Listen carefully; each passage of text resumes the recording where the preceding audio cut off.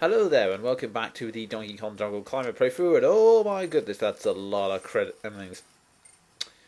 Yeah, the critters you see here, they are really irritating. Basically, occasionally they'll jump upwards to try and attack you. Most of the time they'll succeed, but my God, it is satisfying when you can smack them around like this.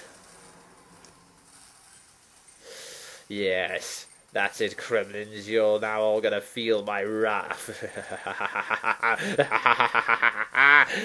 Sorry, lost track. Anyways, yeah. In this part, we should finish up the last of the Little Island levels, and well, yes, we'll be taking it all out on Kremlins as we do it. Yes, and by then, after going through all that work, I wasn't doing it again. Hence, why I used up a crystal star, which was kind of pointless, I guess. Ah, yes. Now, this level relies on a classic mechanic of platform gaming, which is a moving platform on a scrolling screen. Yes, you've got to love the logic behind these levels. Oh no! You've got to keep going. Reality itself is moving upwards. If you're too slow, then reality will push you into a spike and you'll die. Seriously, I've never got levels like these. I always found them to be just really, really irritating. Even as a child, I never understood it. I mean, some people may be telling me to not be quite so, well, anal about these things, but I can't help it, damn it! Plus, those levels are always the most hardest and the most cheapest. Anyway, we've completed that level, so enough of my constant whining. We can now go to Little Chilchar Island.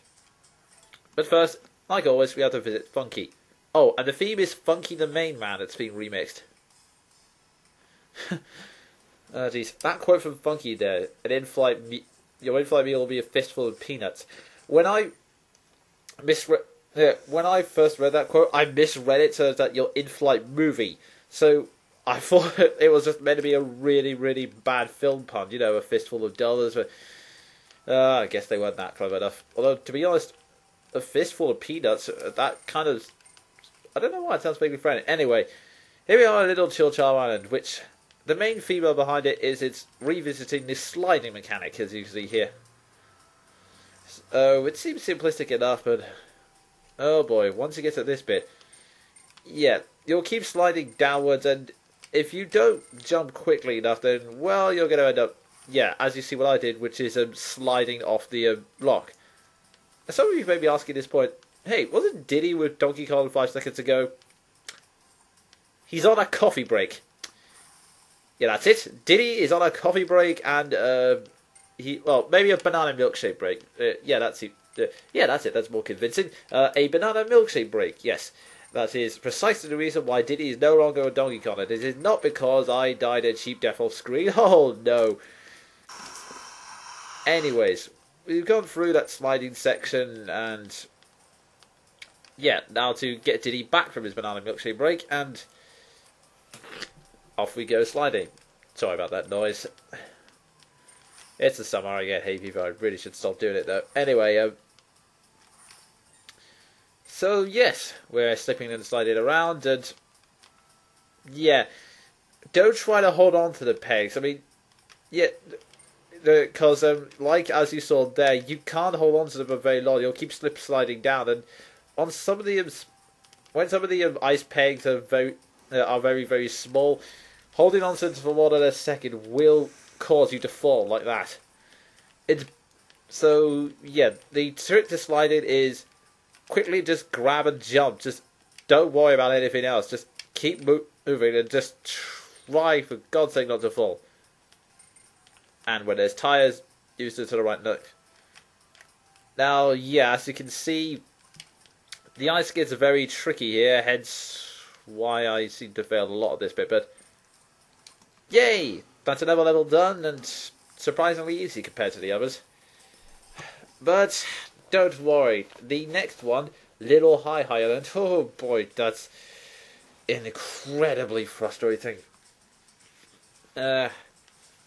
Oh, since we're going back to meet Funky Kong again one last time to go to the next level, a little tidbit. Now, I don't know if you can hear the audio very well, but basically, Funky has a tendency in this game to yell stuff like, "Hey man!" and stuff like that.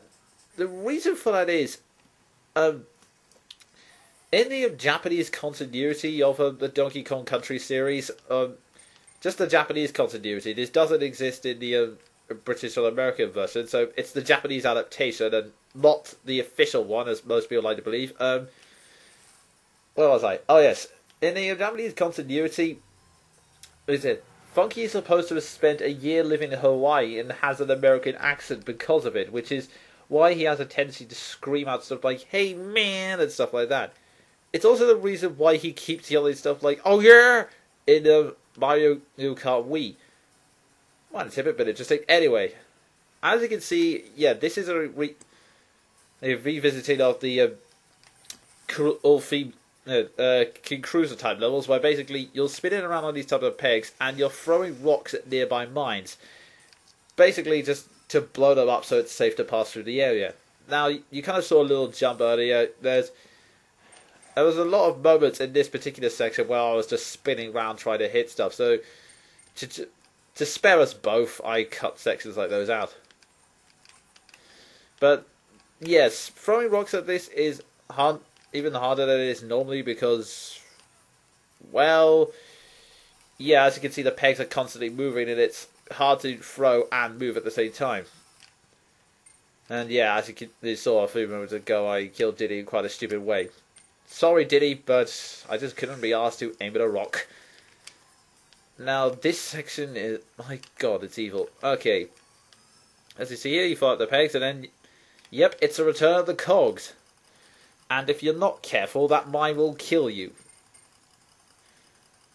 It's... oh, jeez.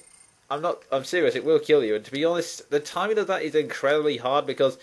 well, it's almost impossible to see the mine coming. I mean, you can leap upwards, but because of the nature of the cogs, if you let go, you're more than likely to be facing down. It's slightly easier to time with this, though, because at least you have time to get yourself in the right position before you leap up. And you'll notice there's another jump here. Right, the key behind this bit is that the floor will eventually reappear behind you after you pull the switch down. But if you want an extra banana coin or extra item, the way to do it, you can open that gate for a few short while to throw a bomb through it. But as you saw there, that I tried to do it but failed miserably, so hence that's why I edited it out, because I'm kind of pressed for time in this part. Because there's another, even longer and even eviler section after we've used these rotating pegs to jump over the mine. Now here it is. As you can see here, the pegs perform in even weirder patterns than before, but it's okay. If you keep calm like I'm doing, there's a pattern to it that keeps following around, but it just all depends on timing and getting the foot... oh, right. And once you do that, yeah, you can't carefully maneuver past these pegs.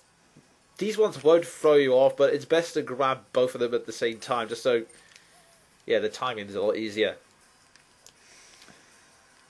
And this is where it gets hairy. And where I lose Diddy again. Yeah, this is a kind of maze. I had to edit out about 20 minutes of deaths, because honestly, that bit with the pegs moving on a rail took forever. It's all a matter of timing and careful leaping. And unfortunately, I used up all my crystal stars in really stupid areas on the little ghost island. So, yes, that seems quite a stupid move looking back on it. Anyway, again, it's these weird pegs which are flying around in crazy patterns, and it's all about the timing. And what's more, it's also about picking the right ones, because there are two routes. One that leads you to a banana/DK coin, and the other, well, leads to a switch.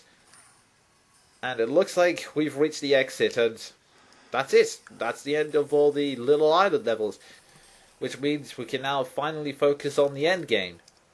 That's right, folks. From here on out, these next 2 or 3 parts are the final stages of the game. We will be entering through the vortex. What's on the other side?